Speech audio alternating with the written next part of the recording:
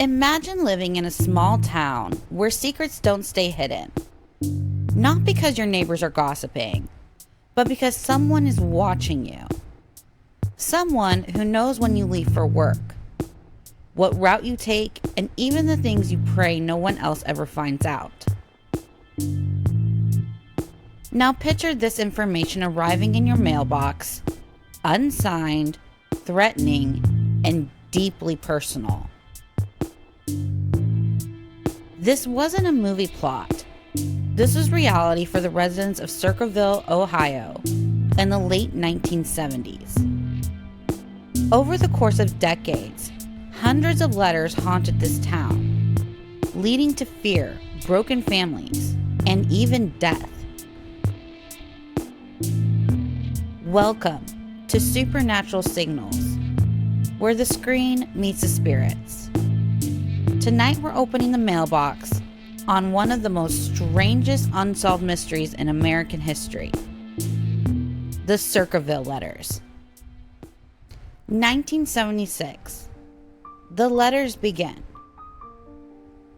It started quietly. In 1976, residents of Circleville, Ohio, began receiving strange anonymous letters. They were handwritten in block letters, and they carried one chilling theme. The writer knew everything. The first target was Mary Gillispie, a school bus driver.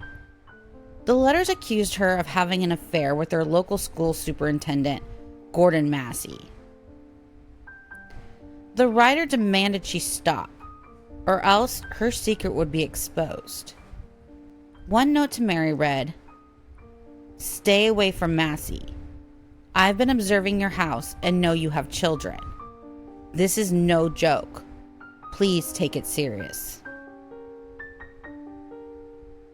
1977. Ron's death. Mary's husband, Ron Gillispie, also received letters. They were filled with threats, pressure, demanding he control his wife. One read, "Gillispie, you have had 2 weeks and done nothing. Admit the truth and inform the school board. If not, I will broadcast it on CBs, posters, signs, and billboards until the truth comes out." In August of 1977, Ron got a mysterious phone call. He grabbed his gun and left home in a hurry, telling family he was going to confront the writer. He never came back. Ron's truck crashed into a tree, and he was killed instantly. Now, his gun was found inside the truck with one bullet missing. Investigators never determined if the crash was an accident, suicide, or something more sinister. But many in Circleville believed the letter writer had a hand in it. The letters spread. Instead of stopping, the letters multiplied. Dozens, then hundreds spread across town. They accused people of affairs, crimes, corruption. No one felt safe. One family was accused of embezzling. "We know you're embezzling money. We will come out and expose you." Another was humiliated with, "The whole town knows. You can't hide forever." Even Judge Roger B. Klein, who later presided over parts of the investigation, received anonymous threats. "You have done nothing to solve the Circleville case. You know who's guilty and you let them walk free. You're just as dirty as the rest." The booby trap. In 1983, things escalated again. Mary noticed signs along her school bus route attacking her and even mentioning her daughter. When she stopped to tear one down, she discovered it was rigged with a gun, set up as a deadly booby trap. Luckily, she survived. Police traced the gun back to Mary's brother-in-law, Paul Freshour. Investigators asked him for handwriting samples, but instead of copying the letters word for word, as instructed, he wrote them in his normal handwriting. Police claimed this proved he was disguising his handwriting. Combined with the gun evidence and his strained relationship with his estranged wife, Paul was charged and convicted of attempted murder. He was sentenced to 7 to 25 years in prison. For many, it looked like the nightmare was over and the case was closed. But, as you probably guessed it, the mystery only deepened. Even while Paul was in prison, the letters kept arriving, mailed across Ohio, and even to Paul himself behind bars. One read, "Now when are you going to believe you aren't getting out of there? I told you 2 years ago. When are you going to believe me?"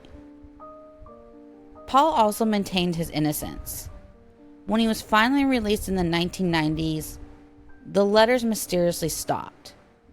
Now, before we go into what I think about this case and some concluding thoughts, I want to go over some theories that are circling the internet currently about this case. Of course, the first one is saying that Paul Freshour was guilty. Police believe they had the right man. The gun tied back to him, and his refusal to replicate the handwriting samples exactly made him look guilty. His rocky marriage and strange family ties only fueled suspicion. However, there's also the theory of multiple writers. The tone and handwriting sometimes shifted. Could this have been more than one person? Perhaps even several people with grudges all hiding behind the same mask? A town secret. Some believe the writer had access to insider information. The love of details, routines, finances, hidden affairs suggests someone in law enforcement or the government covering up bigger scandals. Some people think Paul was framed. His gun could have been planted, and once police locked onto him, they never looked back. The fact that the letters continued while he was in prison still haunts the case. And then there's this theory that it was something darker. There's the unsettling possibility the writers always seemed to know too much. Their presence almost felt supernatural. Was it just an obsessive stalker or something stranger? Something that thrived on exposing secrets and feeding on fear? Now, I'm not really sure about this case as far as who actually did it. Part of me believes that it was maybe something that someone started with Mary and then other people decided to get in on it and send out their own letters. So it was almost like the whole town was exposing each other's secrets together without even maybe realizing it. Also, it could be supernatural. Maybe supernatural kind of gave people ideas in their heads and thoughts and used, again, humans as a vessel to do what they wanted. I'm kind of leaning towards the first explanation, that maybe wasn't so supernatural involved, but I still think we can use this story as an example to explain kind of how the supernatural works as far as rumors going and people blaming each other for things and kind of using their personal information to scare individuals to take action, which I'm about to explain more in my thoughts and conclusions. That part I just said was a little unscripted for me, so I'm trying to work on being unscripted for these videos, so bear with me, but getting back more into the scripted line of more of my thoughts on what we can learn about this case as how it relates to the supernatural. Because what really stuck with me while researching the Circleville Letters wasn't just the mystery of who wrote them. It was the power of gossip, rumors, and how quickly people can turn on you when a story feels believable enough. In a way, this case shows how dangerous words can be, especially when nobody knows the source. While I was digging into the story, Kermie and I were also watching a show on Prime called The Girlfriend. It's a fun, dramatic watch, but the premise hit me hard because it's about a man from a well-to-do family who falls for a woman with a dark side. The mother, who's protective of her son, begins to see the danger first. She tries to warn her family, but the girlfriend uses those warnings against her, flipping the narrative and making the mother look like she's overreacting or even unstable. The mom's genuine concerns get turned into ammunition to discredit her. Kermie and I both said the same thing while watching. Maybe the mom should have stepped back, played the perfect host, and let her son figure it out for himself. Because sometimes trying to intervene just gives someone the perfect opening to make you look like the villain. And honestly, I think the supernatural world plays similar games. I've said this before in other episodes. The supernatural likes to use people's weaknesses. It mixes a little bit of truth and deception so that their story feels real enough to spread. That's how rumors work. Oh, she's always been so obsessed with her son, but I didn't know she was this obsessed. And just like that, the narrative snowballs. So going back to Circleville, I keep thinking about Ron. He died because he let the rumors and accusation drive him into action. He got so angry he felt that he had to confront someone, and it ended in tragedy. But what if he had ignored the letters? What if he and Mary had handled the accusations privately instead of letting them become public war? After all, as the letters proved, everyone in the town had secrets, some worse than others. But it's what's people's reactions to those letters that cause either more chaos or a measure of peace. Sometimes the best defense is not to play the game at all. Because in my experience, the spirit world, or whatever dark force is out there, thrives on manipulation. It wants to use people as vessels to carry its message. And if you don't play along, if you don't stop feeding into it, it will eventually move on to find a new toy. So the Circleville Letters are more than just unsolved threats on paper.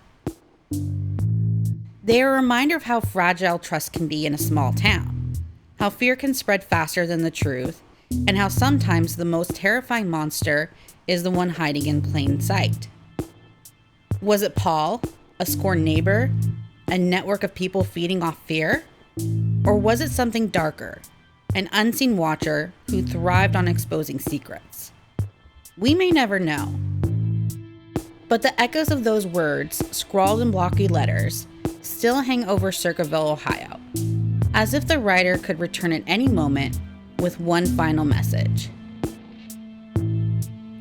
Alright, so thank you for watching. Leave your thoughts and comments down below, subscribe, and as always, stay curious and stay tuned into the supernatural. Thanks for watching.